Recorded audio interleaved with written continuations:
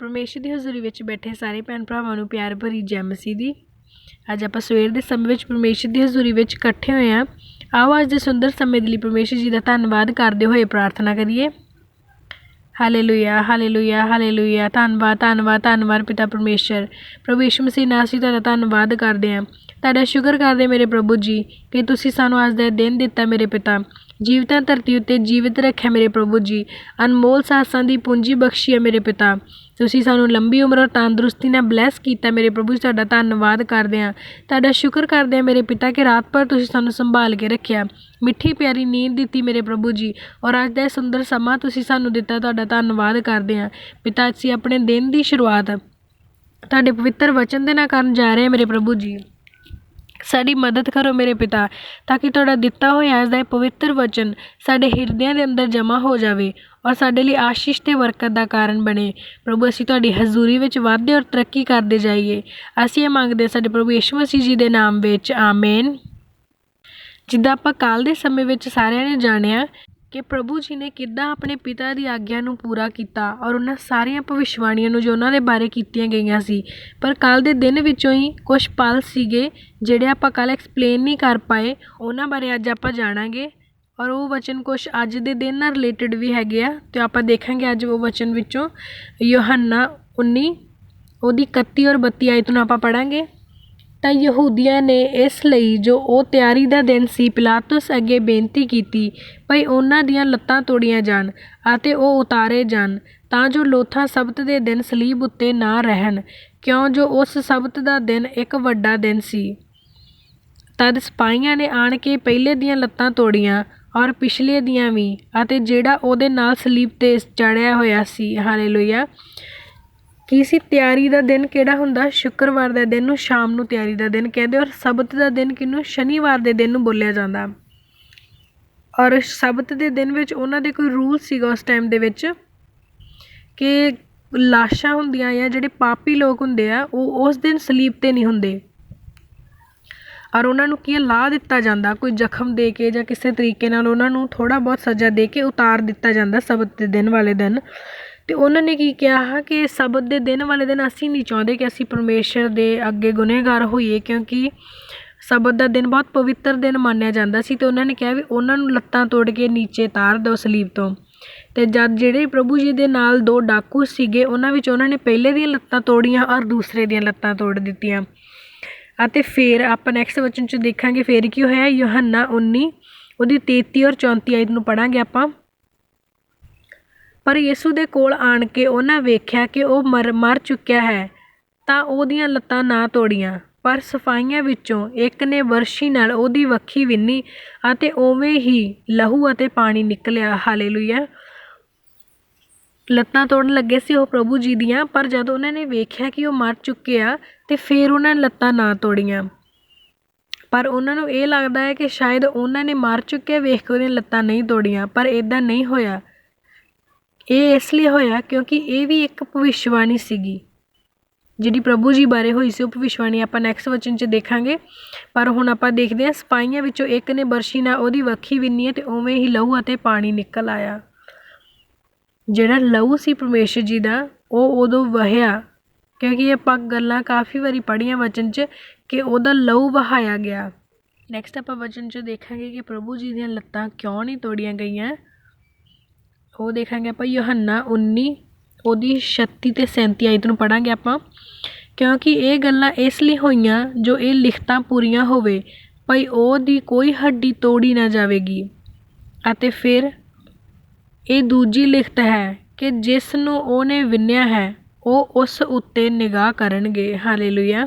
ਵਚਨ ਆਪਾਂ ਨੂੰ ਦੇਖੋ ਕਿੰਨਾ ਕੁਛ ਸਿਖਾਉਂਦਾ ਆ ਕਿ ਜਿਹੜੀਆਂ ਭਵਿੱਖਬਾਣੀਆਂ ਪਰਮੇਸ਼ਰ ਦੇ ਦੁਆਰਾ ਹੋਈਆਂ ਗਈਆਂ ਸੀ ਉਹ ਸਾਰੀਆਂ ਪੂਰੀਆਂ ਹੋਈਆਂ ਔਰ ਪਰਮੇਸ਼ਰ ਦੇ ਪੁੱਤਰ ਨੇ ਕੀ ਕੀਤਾ ਆਪਣੇ ਜੀਂਦੇ ਜੀ ਵੀ ਉਹਨਾਂ ਨੂੰ ਪੂਰਾ ਕੀਤਾ, ਮਰਨ ਦੇ ਆਖਰੀ ਸਮੇਂ ਤੱਕ ਵੀ ਉਹਨਾਂ ਸਾਰੀਆਂ ਭਵਿੱਖਬਾਣੀਆਂ ਵੱਲ ਧਿਆਨ ਦਿੰਦੇ ਹੋਏ ਉਹਨਾਂ ਨੂੰ ਪੂਰਾ ਕੀਤਾ ਔਰ ਉਹਨਾਂ ਦੇ ਮਰਨ ਦੇ ਬਾਅਦ ਵੀ ਜੋ ਭਵਿੱਖਬਾਣੀਆਂ ਹੋਈਆਂ ਸੀ ਅਤੇ ਉਹ ਵੀ ਪੂਰੀਆਂ ਕੀਤੀਆਂ ਗਈਆਂ ਕਿਉਂਕਿ ਉਹ ਉਹਨਾਂ ਨੇ ਵਚਨ 'ਚ ਕਿਹਾ ਸੀ ਕਿ ਉਹਦੀ ਕੋਈ ਵੀ ਹੱਡੀ ਤੋੜੀ ਨਾ ਜਾਵੇਗੀ। ਪਰ ਉਹਨਾਂ ਦੀ ਹੱਡੀ ਕਿਉਂ ਨਹੀਂ ਤੋੜੀ ਜਾਊਗੀ ਇਹ ਆਪਾਂ ਜਾਣਾਂਗੇ। ਦੇਖੋ ਕਿਉਂਕਿ ਜਿਹੜੀ ਹੱਡੀ ਸੀ ਨਾ ਉਹ ਵਚਨ ਦੇ ਦੁਆਰਾ ਜੁੜੀਆਂ ਗਈਆਂ ਸੀਗੀਆਂ ਔਰ ਜਿਹੜਾ ਇਨਸਾਨ ਪਰਮੇਸ਼ਰ ਦੇ ਵਚਨ 'ਤੇ ਚੱਲਦਾ ਆ ਉਹ ਵਚਨ ਦੇ ਦੁਆਰਾ ਬੱਧਾ ਹੁੰਦਾ ਆ ਔਰ ਉਹਨੂੰ ਕੋਈ ਵੀ ਸ਼ਕਤੀ ਤੋੜ ਨਹੀਂ ਸਕਦੀ। ਪਰ ਜਿਹੜੇ ਲੋਕ ਵਚਨ ਤੋਂ ਟੁੱਟ ਜਾਂਦੇ ਆ ਤੇ ਉਹ ਫਿਰ ਇਸ ਤਰੀਕੇ ਨਾਲ ਟੁੱਟ ਜਾਂਦੇ ਕਿ ਉਹ ਭਾਵੇਂ ਦੁਬਾਰਾ ਜੁੜਨ ਦੀ ਕੋਸ਼ਿਸ਼ ਵੀ ਕਰਨ ਤੇ ਉਹਨਾਂ ਵਿੱਚ ਕੀ ਆ, ਇੱਕ ਜੋੜ ਰਹਿ ਜਾਂਦਾ ਆ ਜਿਹੜਾ ਪਰਮੇਸ਼ਰ ਨੂੰ ਔਰ ਉਹਨਾਂ ਨੂੰ ਇੱਕ ਦੂਜੇ ਤੋਂ ਅਲੱਗ ਕਰਦਾ ਆ। ਪਰ ਯੀਸ਼ੂ ਮਸੀਹ ਕੀ ਸੀ, ਪਰਮੇਸ਼ਰ ਤੋਂ ਅਲੱਗ ਨਹੀਂ ਸੀਗੇ। ਉਹਨਾਂ ਨੇ ਆਪਣੀ ਜ਼ਿੰਦਗੀ ਭਰ ਦੇ ਸਾਰੇ ਜੀਵਨ ਕਾਲ ਦੇ ਵਿੱਚ ਕੀ ਕੀਤਾ, ਪਰਮੇਸ਼ਰ ਦੀ ਮਰਜ਼ੀ ਨੂੰ ਪੂਰਾ ਕੀਤਾ। ਉਹਨਾਂ ਨਬੀਆਂ ਦੀਆਂ ਲਿਖਤਾਂ ਨੂੰ ਪੂਰਾ ਕੀਤਾ। ਉਹਨਾਂ ਨੇ ਆਪਣੇ ਇਸ ਧਰਤੀ 'ਤੇ ਰਹਿੰਦੇ ਹੋਏ ਹਰ ਇੱਕ ਜ਼ਿੰਮੇਵਾਰੀ ਨੂੰ ਪੂਰਾ ਕੀਤਾ। ਜੋ ਜੋ ਕੰਮ ਉਹ ਕਰਨ ਆਏ ਸੀਗੇ A to Z ਉਹਨਾਂ ਨੇ ਸਾਰੇ ਕੰਮ ਕੀਤੇ। ਇਸ ਲਈ ਉਹਨਾਂ ਦੀਆਂ ਹੱਡੀਆਂ ਨਹੀਂ ਤੋੜੀਆਂ ਗਈਆਂ ਕਿਉਂਕਿ ਉਹ ਪਰਮੇਸ਼ਰ ਦੇ ਨਾਲ ਜੁੜੇ ਹੋਏ ਸੀ, ਸਿਰਫ ਆਤਮਿਕ ਨਹੀਂ ਸਰੀਰਕ ਤੌਰ 'ਤੇ ਵੀ, ਕਿਉਂਕਿ ਉਹਨਾਂ ਦੇ ਸਰੀਰ ਨੂੰ ਵੀ ਪਰਮੇਸ਼ਰ ਦੇ ਵਚਨ ਨੂੰ ਪੂਰਾ ਕਰਨ ਦੇ ਲਈ ਵਿੰਨਿਆ ਗਿਆ। ਉਹਨਾਂ ਨੂੰ ਬੇਹੱਦ ਤਸੀਹੇ ਦਿੱਤੇ ਗਏ। ਉਹਨਾਂ ਨੇ ਬੇਹੱਦ ਦੁੱਖ ਝੱਲਿਆ। ਆਪਣੇ ਸਰੀਰ ਤੱਕ ਨੂੰ ਉਹਨਾਂ ਨੇ ਨਾਸ਼ ਕਰ ਦਿੱਤਾ ਸਿਰਫ ਪਰਮੇਸ਼ਰ ਦਾ ਵਚਨ ਪੂਰਾ ਕਰਨ ਦੇ ਲਈ। ਔਰ ਆਪਾਂ ਹਮੇਸ਼ਾ ਕੀ ਕੋਸ਼ਿਸ਼ ਕਰਦੇ ਹਾਂ ਕਿ ਆਪਾਂ ਕੀ ਕਰੀਏ, ਚਾਹੇ ਕੁਛ ਵੀ ਹੋ ਜਾਵੇ ਤੇ ਅਸੀਂ ਆਪਣੇ ਸਰੀਰ ਦੀ ਸੰਭਾਲ ਕਰੀਏ। ਪਰ ਪ੍ਰਭੂ ਜੀ ਨੇ ਆਪਣੇ ਸਰੀਰ ਨੂੰ ਵੀ ਕੀ ਦੇ ਦਿੱਤਾ, ਸਾਡੇ ਕਰਕੇ ਦੇ ਦਿੱਤਾ।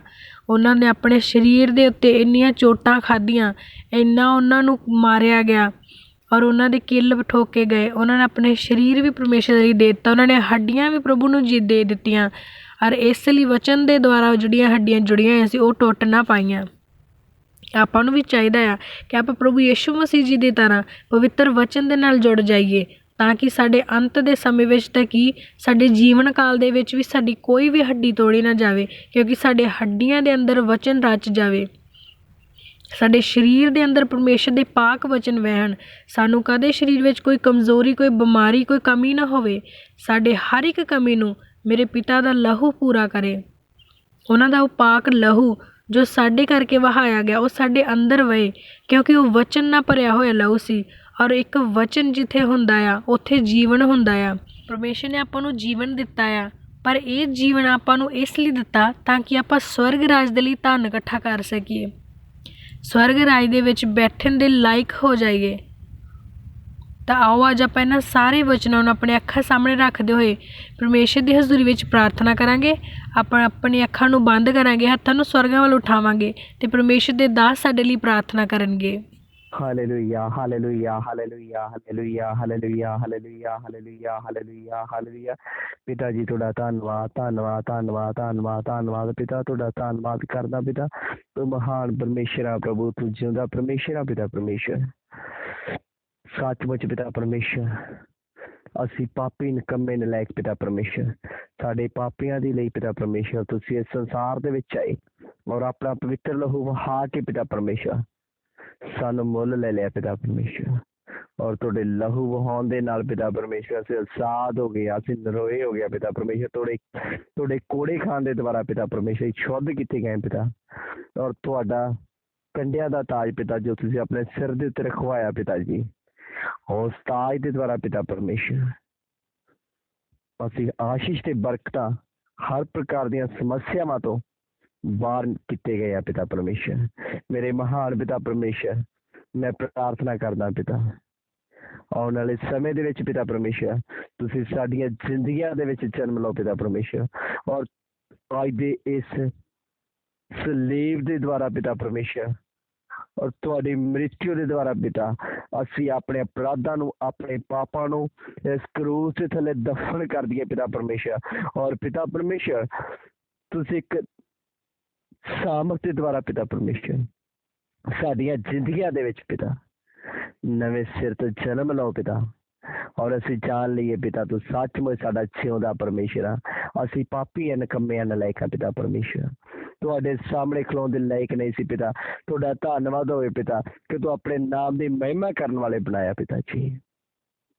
ਤੁਹਾਡੇ ਨਾਂ ਦੀ ਜੈ ਜੈਕਾਰ ਹੋਵੇ ਪਿਤਾ ਪਰਮੇਸ਼ਰ। ਬਹੁਤ ਸਾਰੇ ਲੋਕ ਪਿਤਾ ਅੱਜ ਤੁਹਾਡੇ ਨਾਂ ਦੇ ਵਿੱਚ ਪਿਤਾ ਪਰਮੇਸ਼ਰ ਤੁਹਾਡੀ ਸਾਮਰਥ ਦੇ ਵਿੱਚ ਵਧਣ ਪਿਤਾ ਪਰਮੇਸ਼ਰ, ਤੁਹਾਡੇ ਨਾਂ ਦੀ ਜੈ ਜੈਕਾਰ ਕਰਨ ਪਿਤਾ। ਇੱਕ ਇੱਕ ਤੇ ਰਹਿਮ ਕਰੋ, ਦਇਆ ਕਰੋ ਪਿਤਾ। ਜੋ ਤੁਹਾਡੇ ਬੱਚੇ ਤੁਹਾਡੇ ਵਚਨਾਂ ਨੂੰ ਸੁਣ ਰਹੇ ਪਿਤਾ ਪਰਮੇਸ਼ਰ, ਇੱਕ ਇੱਕ ਦੇ ਉੱਤੇ ਤੁਹਾਡਾ ਅਨੁਗ੍ਰਹਿ, ਤੁਹਾਡਾ ਅਭਿਸ਼ੇਕ, ਤੁਹਾਡੀ ਸਾਮਰਥ ਕਾਰਿਆ ਕਰੇ ਪਿਤਾ ਪਰਮੇਸ਼ਰ। ਔਰ ਹਰ ਇੱਕ ਇਨਸਾਨ ਤੁਹਾਡੇ ਨਾਲ ਵਚਨਾਂ ਦੇ ਦੁਆਰਾ ਬਚਾਇਆ ਜਾਵੇ ਪਿਤਾ ਪਰਮੇਸ਼ਰ। ਜੋ ਪਿਤਾ ਕਲਮੇ, ਜੋ ਸੰਦੇਸ਼ ਤੁਸੀਂ ਕਰੂਸ ਤੇ ਕਹੇ ਆ ਪਿਤਾ ਪਰਮੇਸ਼ਰ, ਉਹਨਾਂ ਸੰਦੇਸ਼ਾਂ ਨੂੰ ਯਾਦ ਕਰਦੇ ਹੋਏ ਪਿਤਾ ਪਰਮੇਸ਼ਰ ਅਸੀਂ ਆਪਣੀਆਂ ਜ਼ਿੰਦਗੀਆਂ, ਆਪਣੇ ਦਿਲ, ਆਪਣੇ ਸਰੀਰ, ਆਪਣੇ ਆਤਮਾ ਤੁਹਾਡੇ ਹੱਥਾਂ ਦੇ ਸਮਰਪਣ ਕਰਦੇ ਹਾਂ ਪਿਤਾ ਪਰਮੇਸ਼ਰ। ਪਿਤਾ ਤੁਸੀਂ ਸਾਡੇ ਵਿੱਚੋਂ ਹਰ ਪ੍ਰਕਾਰ ਦੀਆਂ ਬੁਰਾਈਆਂ, ਬਦੀਆਂ, ਉਲਝਣਾਂ, ਪਰੇਸ਼ਾਨੀਆਂ, ਸਮੱਸਿਆਵਾਂ ਨੂੰ ਖਤਮ ਕਰੋ ਪਿਤਾ, ਔਰ ਅਸੀਂ ਤੁਹਾਡੇ ਨਾਂ ਵਿੱਚ ਚੰਗੇ ਕੀਤੇ ਜਾਈਏ ਤੇ ਆਜ਼ਾਦ ਕੀਤੇ ਜਾਈਏ ਪਿਤਾ ਪਰਮੇਸ਼ਰ। ਇੱਕ ਇੱਕ ਤੇ ਰਹਿਮ ਕਰਨਾ, ਦਇਆ ਕਰਨਾ ਪਿਤਾ ਪਰਮੇਸ਼ਰ। ਤੁਸੀਂ ਆਪਣੇ ਵਚਨ ਦੇ ਵਿੱਚ ਕਿਹਾ ਆ ਪਿਤਾ, ਤੁਸੀਂ ਕਿਹਾ ਹੇ ਪਿਤਾ ਇਹਨਾਂ ਨੂੰ ਮਾਫ ਕਰੋ, ਇਹ ਨਹੀਂ ਜਾਣਦੇ ਅਸੀਂ ਕੀ ਕਰ ਰਹੇ ਹਾਂ। ਪਿਤਾ ਪਰਮੇਸ਼ਰ ਸੰਦੇਸ਼ ਨੂੰ ਯਾਦ ਕਰਦੇ ਆ ਪਿਤਾ, ਔਰ ਸਾਡੇ ਮਨਾਂ ਦੇ ਵਿੱਚ ਵੀ ਪਿਤਾ ਪਰਮੇਸ਼ਰ ਇੱਕ ਦੂਜੇ ਦੇ ਪ੍ਰਤੀ ਪਿਆਰ ਦੀ ਭਾਵਨਾ ਪੈਦਾ ਕਰੋ ਪਿਤਾ ਪਰਮੇਸ਼ਰ, ਤਾਂ ਜੋ ਅਸੀਂ ਵੀ ਪਿਤਾ ਪਰਮੇਸ਼ਰ ਆਪਣੇ ਦੁਸ਼ਮਣਾਂ ਦੇ ਨਾਲ ਪਿਤਾ ਜੋ ਸਾਡੇ ਨਾਲ ਅਤਿਆਚਾਰ ਕਰਦੇ ਆ ਉਹਨਾਂ ਨੂੰ ਮਾਫ ਕਰ ਸਕੇ ਪਿਤਾ ਪਰਮੇਸ਼ਰ। ਔਰ ਤੁਹਾਡੀ ਦਇਆ, ਤੁਹਾਡੀ ਕਿਰਪਾ ਹਮੇਸ਼ਾ ਸਾਡੀਆਂ ਜ਼ਿੰਦਗੀਆਂ ਦੇ ਵਿੱਚ ਕਾਰਿਆ ਕਰੇ। ਤੁਹਾਡਾ ਸਾਮਰਥੀ ਨਾਲ ਲੈ ਕੇ ਮੰਗਦਾ, ਆਮੀਨ। ਆਮੀਨ। ਪ੍ਰਭੂ ਜੀ ਤੁਹਾਨੂੰ ਬਹੁਤ ਸਾਰੀ ਆਸ਼ੀਸ਼ ਅਤੇ ਬਰਕਤ ਦੇਣ। ਸਾਰਿਆਂ ਨੂੰ ਪਿਆਰ ਭਰੀ ਜੈ ਮਸੀਹ ਦੀ।